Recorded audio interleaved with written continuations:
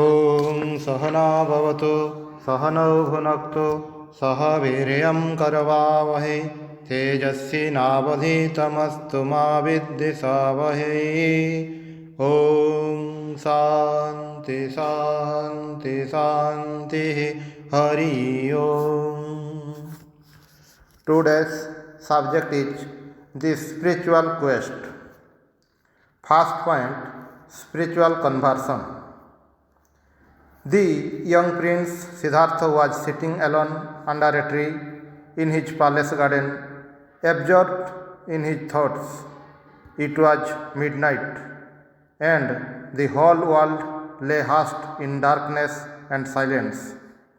He had just then left the banquet hall, having got disgusted with the noise and mirth of dancing girls. An intense dissatisfaction, a deep void, was growing within him. All of a sudden, there arose strange voices.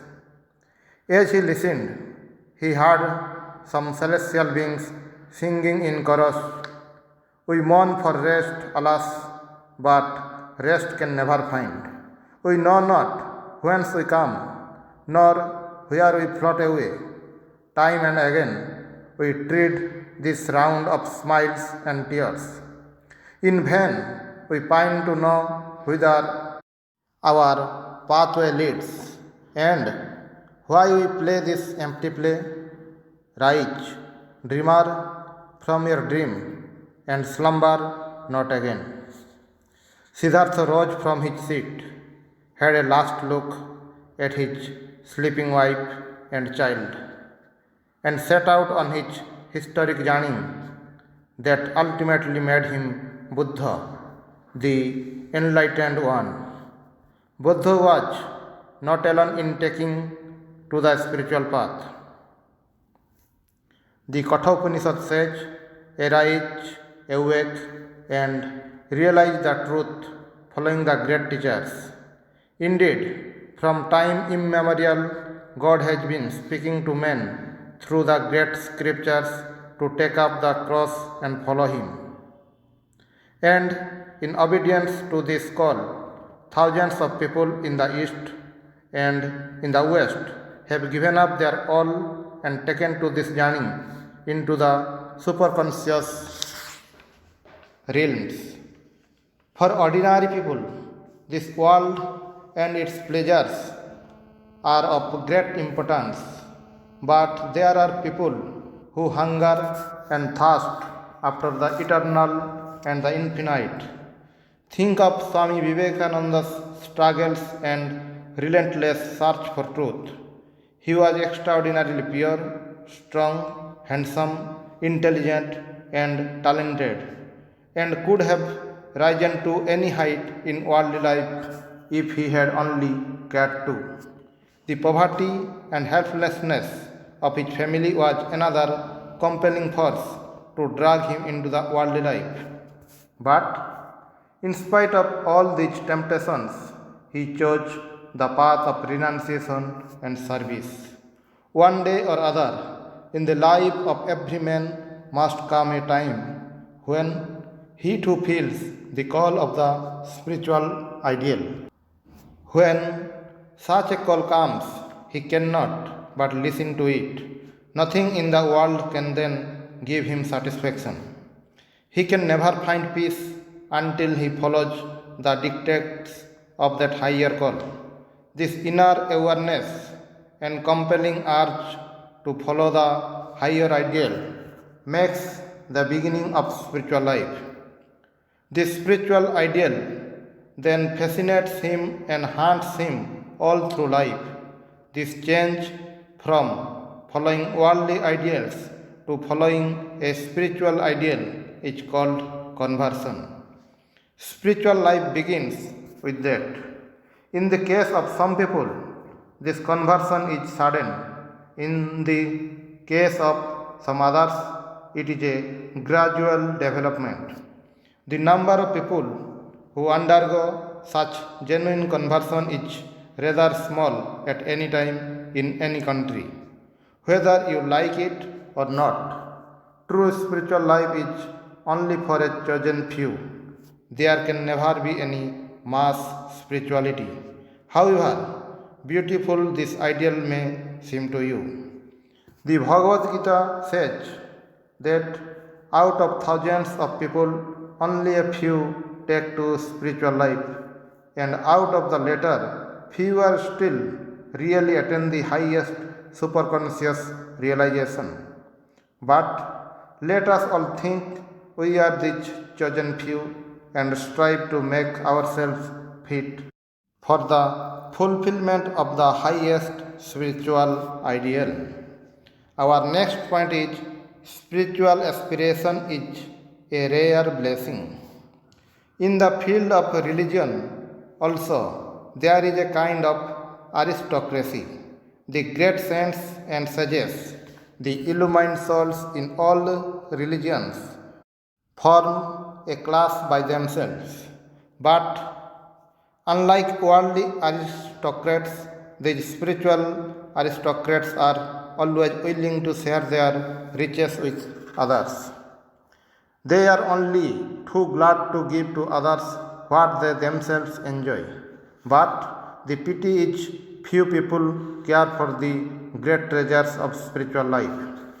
Most of the people would rather wallow in the pixty of the world than enjoy the cozy warmth of the spiritual mansion.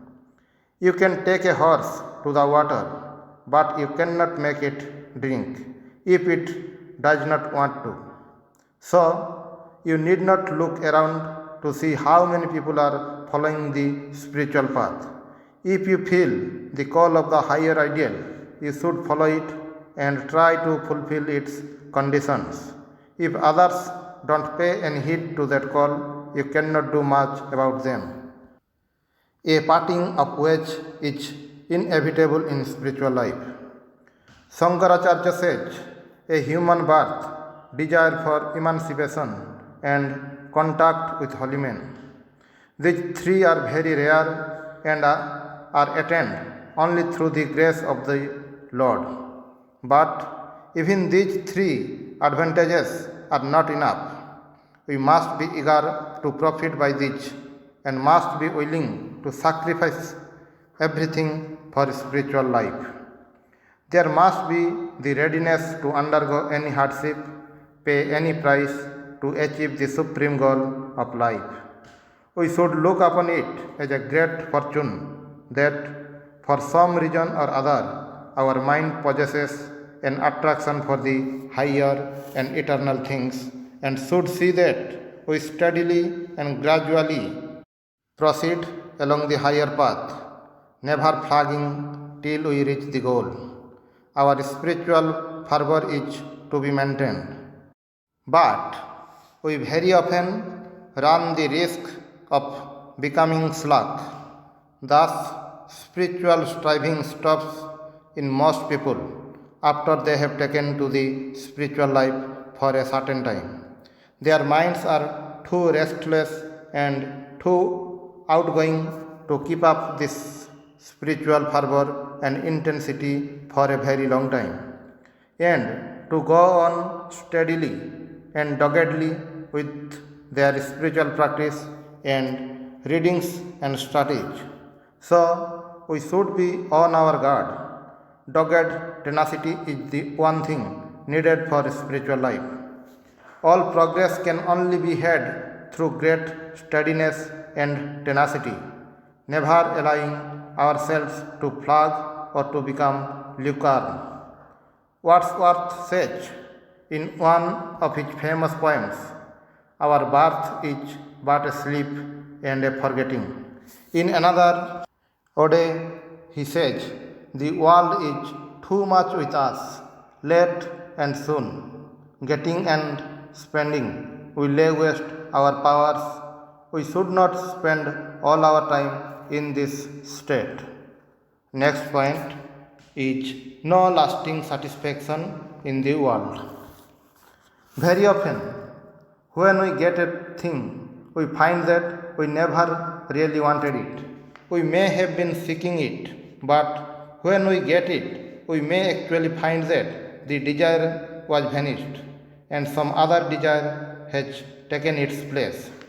Many people mistake the true nature of their yearnings and give them worldly direction, whereas in reality, no human yearning can ever find satisfaction in anything that is not permanent and unchanging. However, much people may try to deceive themselves on this point. The old void haunts them again and again, and mostly in a more terrible and relentless form than before. People seek happiness outside in external objects, in the physical aspects of men and women, but true happiness lies within ourselves. It is our inalienable heritage. External things can never bring true happiness to us, and what little we get disappears in no time. We commit the mistake of looking at a certain span of time instead of looking at the whole of our lifetime. Temporary happiness there is, no doubt, in worldly relations, in human love and human affections. But temporary happiness can never mean real happiness. Rather, it is the opposite of it. True happiness is the intrinsic nature of the inner self. Let us have the desire to know our nature, to know our true self. In self realization alone lies real blessedness. Even though the higher self of man is a part of the divine and is actually inseparable from it, still the devotee gives more importance to God than to his own soul. To him, God alone is the repository of all peace and blessedness. We should try to look within and find Him seated within our own hearts. This body of ours is the living temple of God. This is a conception we find stressed again and again in all the scriptures. The best temples of the divine are, however, the great prophets and seers.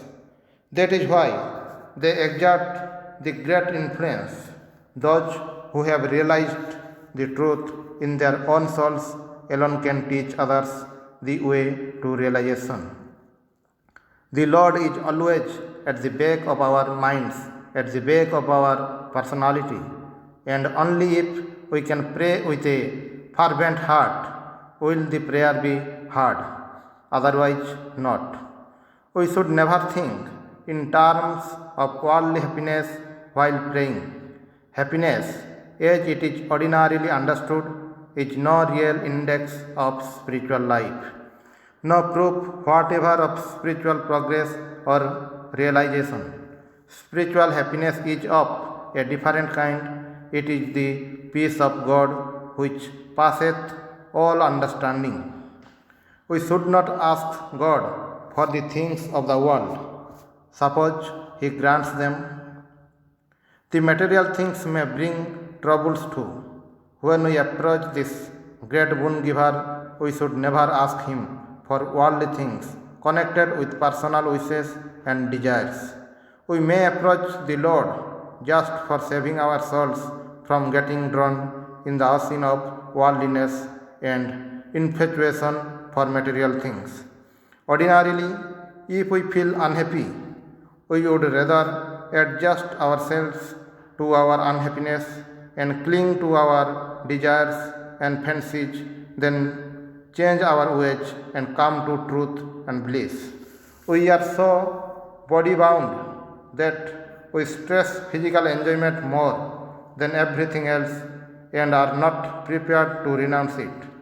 Rather, we go on clinging desperately to its different forms, although we get nothing but kicks and blows again and again.